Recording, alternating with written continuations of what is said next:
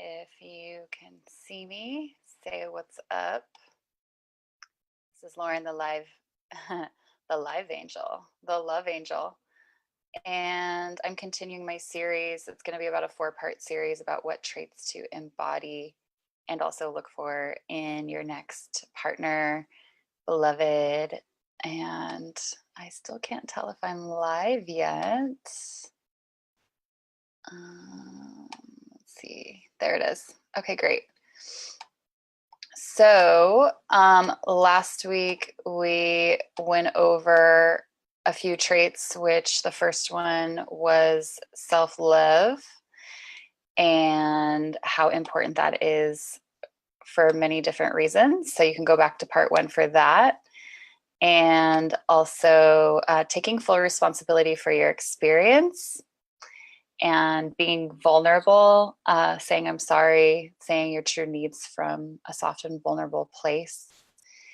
And there was one more important one. Oh yeah, being committed to growing together and being on the path of evolution.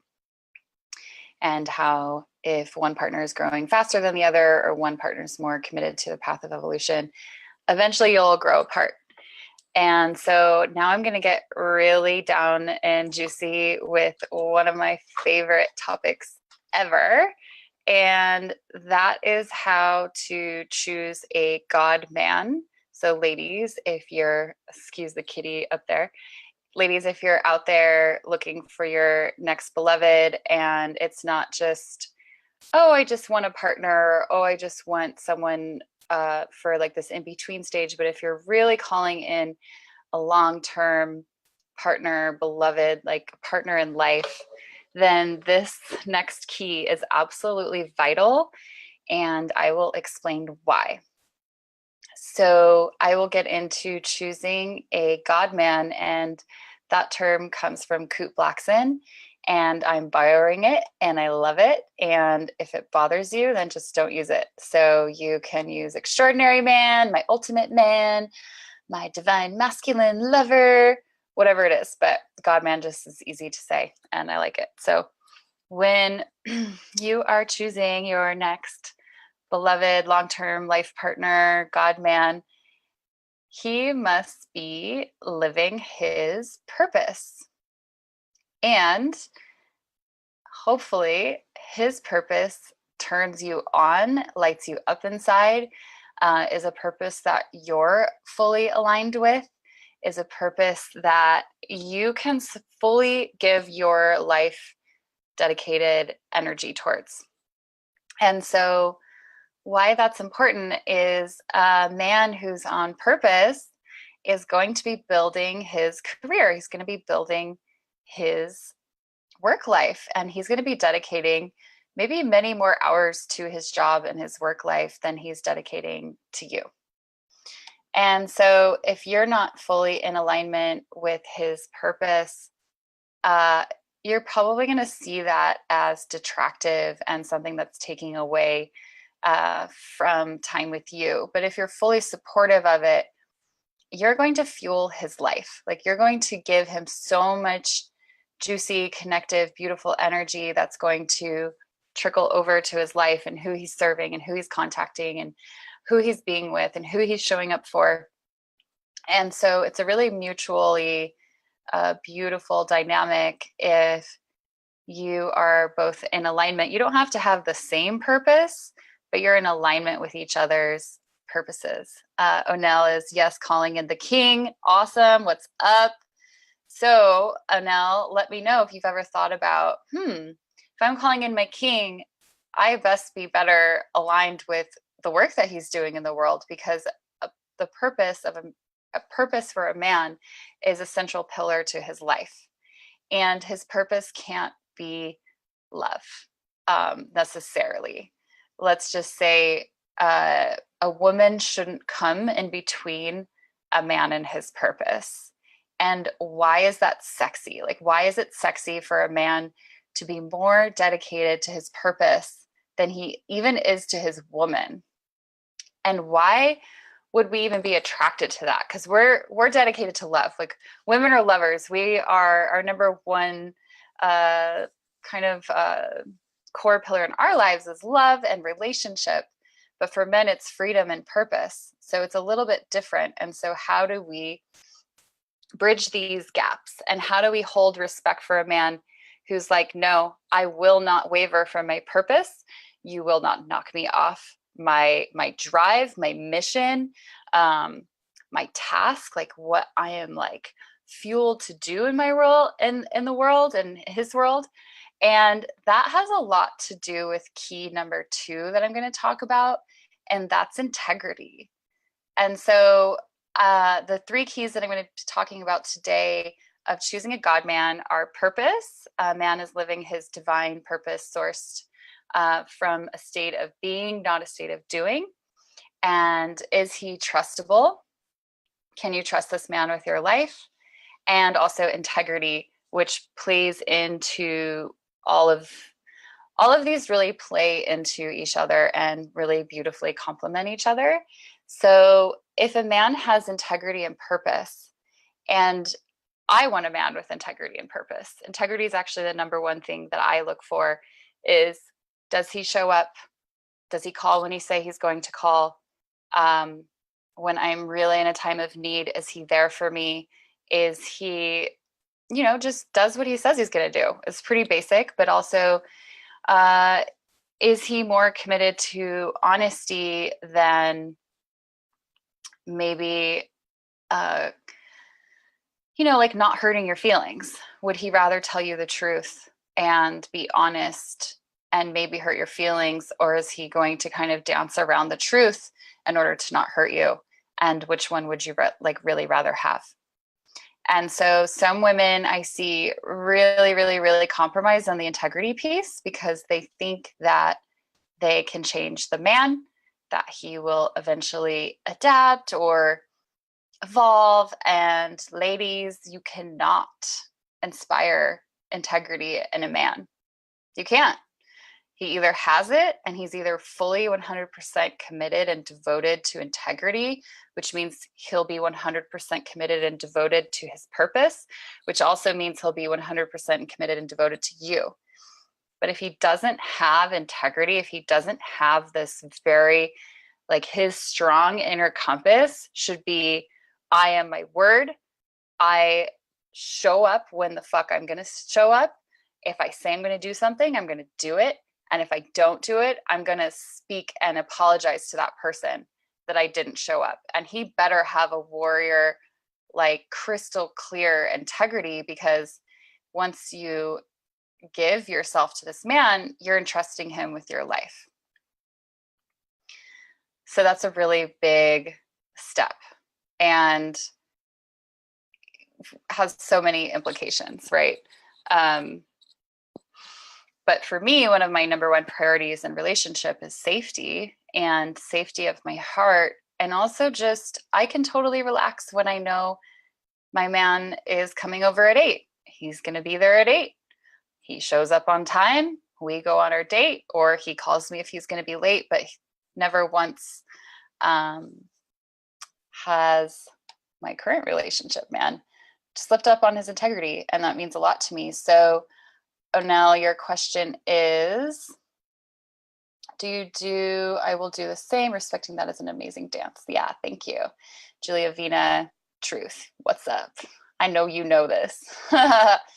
So yeah, integrity. Wow. We're never, ever, ever, ever going to instill integrity into a man.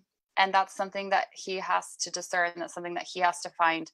Something that he needs to be committed and devoted to as a man. And if we think about men at war and men who are working together, they depend on each other for their life, and they depend on a synergistic, working together.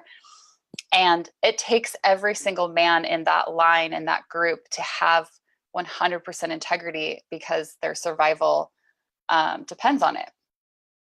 So yeah, what's up? Hi, Nana.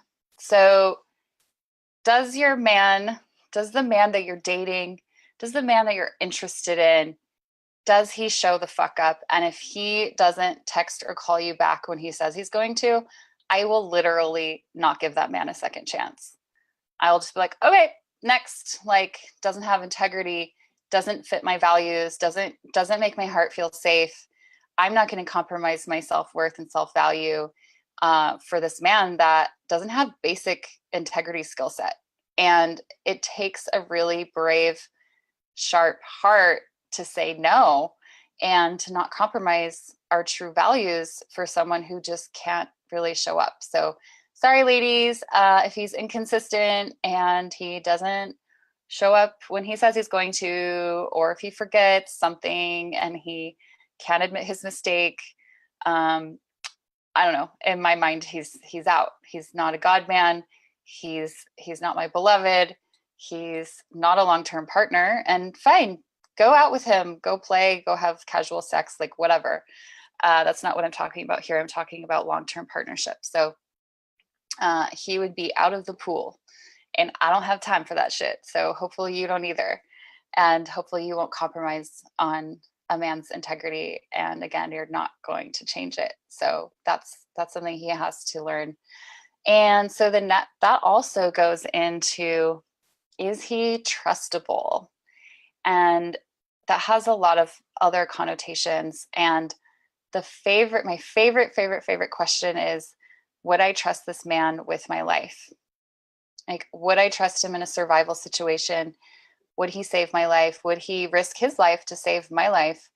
Because when you share deeply with a man, your heart, your soul, your spirit, your sex, your body, you are trusting him with your life on many levels. You're trusting him with your heart, with your most intimate, vulnerable pieces, with pieces that nobody else in your life will ever see and you won't be exposed to. So really be discerning and go slow with people and really look at it like, wow, do I really trust this person? And if I have to hesitate or second guess or wonder, then no, you don't trust this person with your life. If you have to think about it and go, maybe, then the answer is no. And you'll find out later down the road if you continue dating this person and things progressing, but you didn't trust him fundamentally with your life force, energy, and all, like 100% of you is saying, yes, I trust this person with my life. Like, you'll find out later and you'll get burned and you'll learn this lesson the hard way. Like I have probably many times. So we all make this mistake. And we get back on the horse, you know? So is he trustable? Would I trust this person with my life? And that also means, do I trust his masculine essence more than my masculine essence? So it's important for him to trust you and your feminine essence and wisdom and intuition and all of this like beautiful, wise knowledge that we have. So yes, it's mutual. He should also trust you and your feminine essence, but I'm a feminine essence female and I'm attracted to male essence men. And go back to one of my previous talks to learn what that means. But feminine essence women, in order to have a thriving relationship with a masculine male, is to trust his masculinity and to trust his inner knowing and wisdom and to trust his guidance, because one of men's strengths is to lead and to take your hand and to guide you. And it can just be as simple as walking down the street and he sees 3 blocks ahead of you and he's navigating and he's making sure you're comfortable and out of the sun or out of danger, and just making sure that you feel safe. And it can also be trusting to guide you and your life and your decisions and things that you're building. And you can ask your partner, like, hey, what do you think about this? What direction should I go? And when he answers and he's your man, like, you trust that. You trust his masculine essence and his, logical thinking abilities to think 3 or 4 steps ahead of you. and you go, wow, he's actually thinking way down the line, whereas I'm just thinking about today and, momentary pleasure or comfort or whatever. I tend to think about momentary pleasure more than weeks or months ahead. But like, my man is going to think long term. And do I trust his uh, decision making abilities with my life? Because again, and when you're committing to a beloved for a long-term partnership, you're committing your life, you're committing your life force, you're committing your direction. You may move to another state, you may move to another country, you guys are going to shift homes and dynamics and locations and jobs, and you might have kids together and like really big life planning things. So being trusting his divine masculine word and conviction is absolutely vital. And it's also vital in the bedroom. And if you trust his masculine essence, he's gonna feel safe with you. Like, he's gonna feel like, wow, I can really take care of my woman and she trusts me. And it's such an important thing for a man's heart. Like, it's such, when he's giving his greatest gift, which is his love and adoration and attention and most intimate self, he really wants to feel our trust in return. He really wants to feel like, I trust this man enough to surrender in the bedroom, outside of the bedroom. Where are we going today? How can we utilize our time the most? And he can take care of these decisions uh, perhaps faster, perhaps more efficiently. And then the woman can kind of relax and trust, like, wow, this man has it handled. And now I can be in my femininity. I can relax. I can surrender. I don't have to direct the show or the game or the navigation, where we're going, how we're getting there, how much it costs to get in, all of these things that would take me usually out of my feminine essence and put me in my masculine, which would potentially demasculate my man and neutralize the sexual chemistry and attraction. So there's a lot of energy right there. Anybody resonate with that one? We want to stay in our feminine essence and feeling state, a being state in our radiance, and just radiate that love onto our man. And sometimes when I get too much in my thinking brain or my decision making, I get into my masculine essence and I don't really become that attractive to my partner. I get a little shorter, I get a little drier, and I'm like more to the point. And I shut down my ability to really feel and to serve him from a feeling, sensing place. And it compromises our intimacy. So, is he trustable? And do I trust him? And can I trust him enough to surrender so that I can be in the most optimal state with him and in a loving place? So those are really important things. So back to purpose. This is one of my favorite things to coach on, to help both men and women find their purpose. Although it is the central pillar to a man, it's really difficult for me to be in relationship with a man who has no idea what his purpose is, isn't committed to something bigger than himself, wakes up in the morning and looks at his phone and is like, what should I do with my life or my day? And he has no direction. So then if he has no direction, then I don't trust him. And the second our feet hit the ground, I'm like, what the fuck, dude? Where are you going? What are you doing? What's going on? And then I'll get in my masculine essence and then drive the day, which is not a place that I personally want to be in.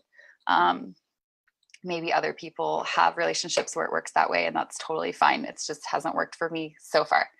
So if he's living his purpose, he's trustable. He's in integrity because he's more committed to his purpose than he is to his mission, to his drive, to his divine gift. That should come first. Like, that really is respectable. And so when a man has that level of how do you say it, like commitment, you can feel it. Like a woman can push up against that man and he's not going to fucking waver. Like he's not going to move an inch or a millimeter. And he's going to be like, nope, I am committed to this mission. And when I am done, I will be committed to loving you and nurturing you and like warming you up with my warm love. But like respect, like there's a mutual respect there. And you go, wow, he's really fucking committed to his mission, to his integrity, to his purpose. And that is a source of turn on for me. When a man is like, nope, I got to get shit done today. I'm on a mission. I've got to drive. Like, I'm like, okay, yeah, I'll talk to you at the end of the day. Like when you've done your mission and your to-do list and your purpose in the world. And that, you know, is important to be with a man where his purpose is aligned with yours or is mutually you know, what's the word? Coming together and supportive, like you can mutually support each other in your missions. And so how does a man know he's living his purpose? That is a difficult question to ask. And is it coming from the deepest source inside of him? Anybody want to state state their purpose? And especially the men, but women, go ahead, be like, tell me what the fuck your purpose is. Mine is to be in the essence of divine love and also help others to align themselves with the divine love in their heart so that they can also experience the essence of divine, like the divine beloved, like overflowing euphoric joy and blissfulness and ecstasy in relationship. And that's what turns me on the most. And in order for men to find their true gift and to be living from their truest, deepest gift, usually it takes a while and it's a cultivation, and they may need to do many medicine journeys or go on, you know, long nature hikes and sit in silence. And so men source their power from death, from the void. So they source their power, their deepest essence from emptiness, from stillness, from being a central pillar and holding it and holding their ground. Again, that makes us trust them. That makes us be attracted to them, because the feminine is everything that moves and changes, everything that's alive, every sensory experience in your body is feminine, and everything that is unchangeable and unwavering and still and silent is the masculine energy. And it comes from this other depth. It comes from the other side. It comes from another dimension. And we both have both, of course. We can both hold silence and stillness. So we're both fully capable of that. But a man's purpose should be sourced from this unwavering, unchanging essence from deep within him. And it should be something that it's a divine impulse from his original essence. And so how do you know you're living from your original essence? Most people aren't even connected fully to their original essence because of so much socialization and programming and conditioning to be a certain way. Like there's so much conditioning layered on men right now. It's like, be a man, be macho, be a provider, you know, build shit, you know, do like, you know, it's kind of like very achievement oriented, and it's not very, wow, give from the deepest source inside of your heart and allow that to pour forth through the world, not to serve yourself and not even to serve others. It's not even about, first men try to serve themselves and just make money for themselves. And then if a man is on the path to evolution, he might be like, wow, now I want to serve my community. I want to serve my beloved, my family. And so then they have this somewhat more altruistic purpose of service.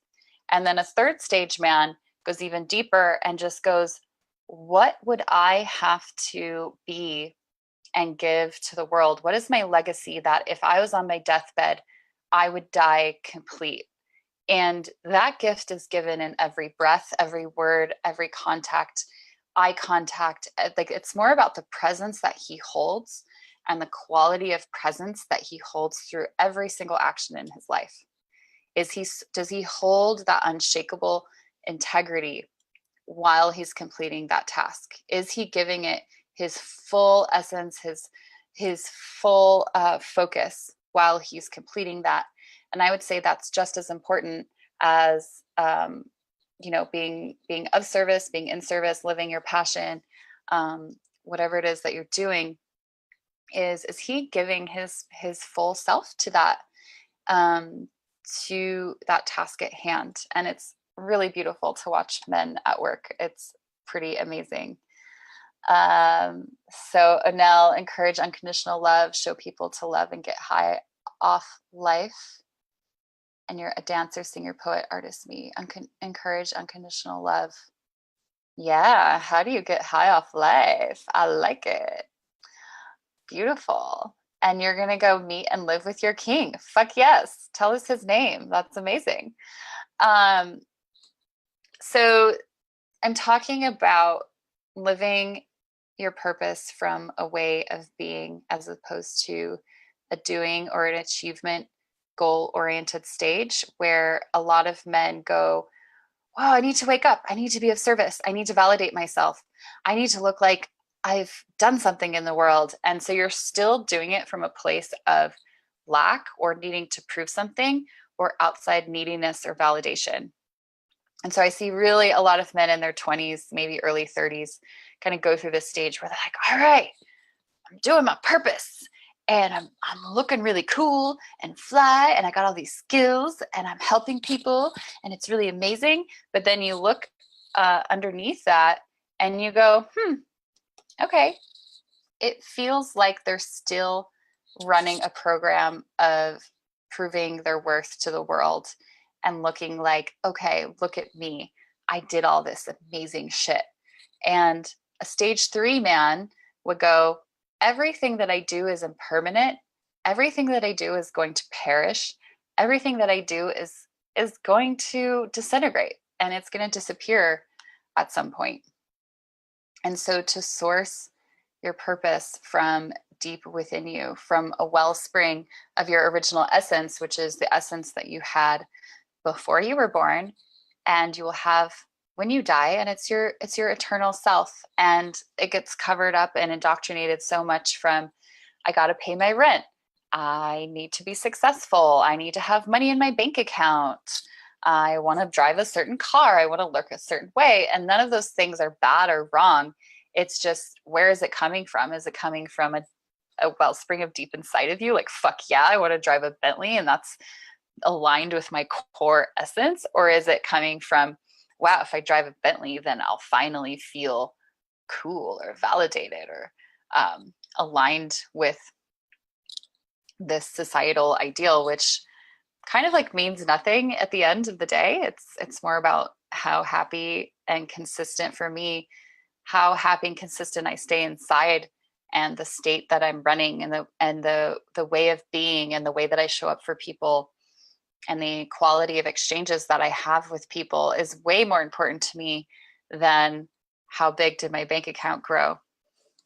And of course, we all need money to survive, and money is awesome, but not making that your purpose. It's not your purpose to make money.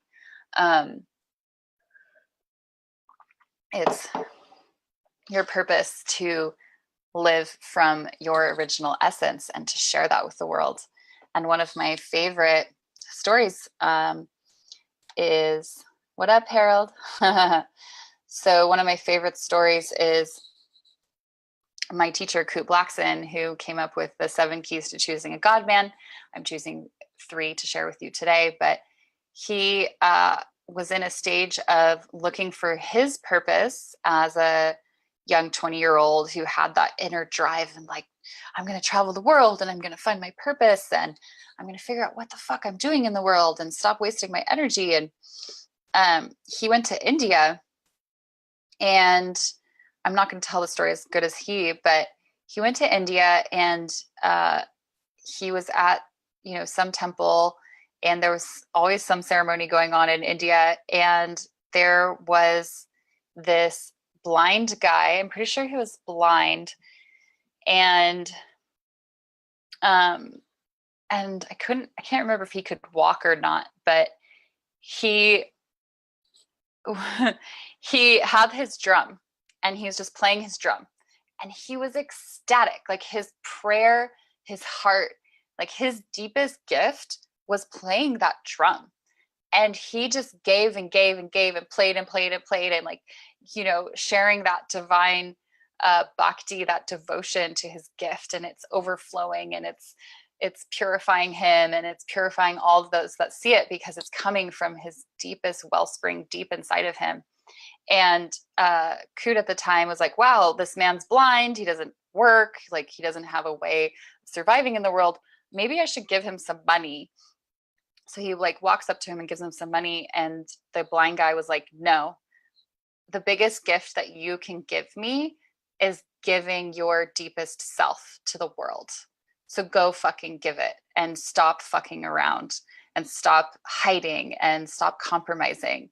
And so that actually turned him on to his deepest purpose and his deepest gift. And if you've ever seen him teach or been coached by him or anything, it's like he's on fire. Like he's ecstatic. He gives off this really epic, beautiful, amazing energy, and he gives it all the time. He's consistent. He's 100% himself all the time. It's amazing.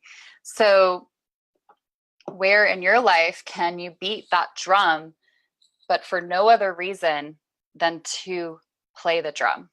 And it's not to be received. No one may ever hear your drum being played. You may never be paid for the drum, like playing and the music or whatever. And you may have a separate job that's not your purpose. That doesn't keep you from beating the drum, from living your art, from singing, from dancing, from sharing your essence and your gift. And can you rest on your deathbed knowing that you gave it your all, that you're going to leave the legacy of you behind? And is there anything left in the world that you could have done to contribute from your deepest gift, from your deepest purpose? And that is super crucial.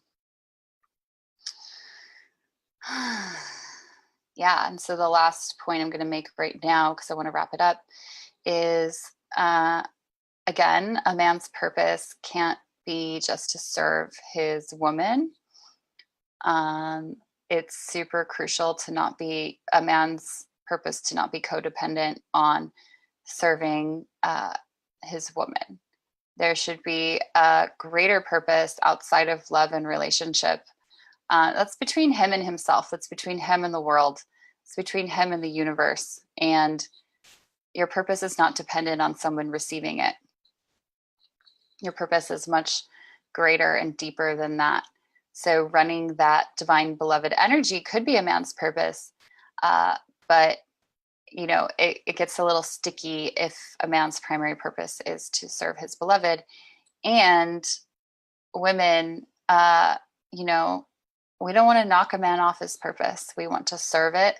We don't want to contribute towards it. We want to be like turned on and juiced up by his purpose, and really excited about his purpose. And if a man hasn't found his purpose yet, get excited and juiced up about him finding his purpose, and be supportive about him really exploring and really going to the depths of himself and doing deep meditation and doing some core soul retrieval work and living from his original essence. And it might be a little bumpy for a while, and he might be like him putting on some training wheels for a while and fucking up and making mistakes. And it's sometimes our role to be discerning, but also be supportive. And so be supportive when he's falling from grace a little bit, but also be discerning when he's not even trying to get on the bike, and be like, hey, you need to get on that bicycle right now. You need to ride it every day. I don't care if you don't think you're good at it, but like you're gonna ride the bike every day. And be supportive when he fails, because we all do. We all have moments of failure. And that beautiful support will mean the world to him. So wrapping it up, we discussed purpose and being a man's purpose being sourced from a deeper wellspring inside of him, from his original essence, from the truth of who he really is and who the essence that he was born with. And then, is he trustable? Would you trust him with your life? Do you trust him to lead your life in a better direction than it is now, or that you could lead yourself on? And integrity, another one of my personal favorites, is he a man of his word? Is he living his word? Is his word his truth? And is his integrity is not dependent on you? And he doesn't base his integrity on the feminine. He bases it on a deep internal compass that can't be fucked with. Like, you cannot fuck with a man's integrity when he has that. So it's really amazing when you start interacting with men on this caliber, and women, you get what you settle for. So don't settle if you're really going for that long-term relationship. So this is the Love Angel. I have a men's group called Presence, Power, Passion, activating your superpowers. So please request to join my free group. Private message me, reach out. I'd love to hear from you, and have an epic day.